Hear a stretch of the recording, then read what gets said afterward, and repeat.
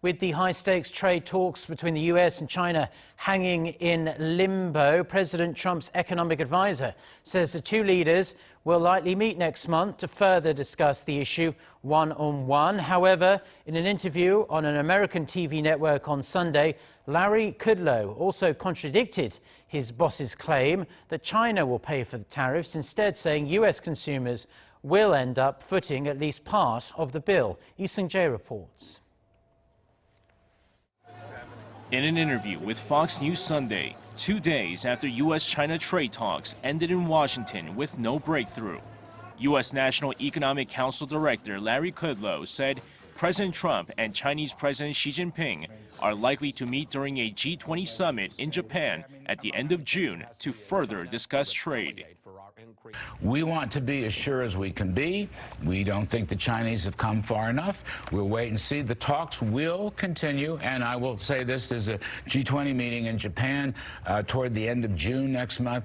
The chances that President Trump and President Xi will get together at that meeting are probably pretty good.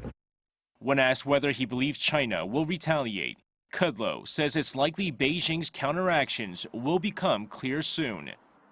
I think I do, but it's interesting, the expected countermeasures have not yet materialized.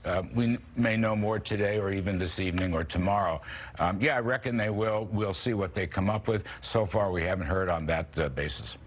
However, during the interview, Kudlow also acknowledged that American consumers will end up paying for the administration's tariffs on Chinese imports, contradicting Trump's claim that the Chinese will foot the bill. Instead, Kudlow said China will suffer GDP losses with respect to a diminishing export market, adding that both sides will suffer. Over the weekend, President Trump accused China of playing for time in trade talks and warned he will offer a far worse deal if he wins the next presidential election in 2020. He added it will be wise for China to act now, emphasizing at the same time that he loves collecting big tariffs. Seung-jae, Arirang News.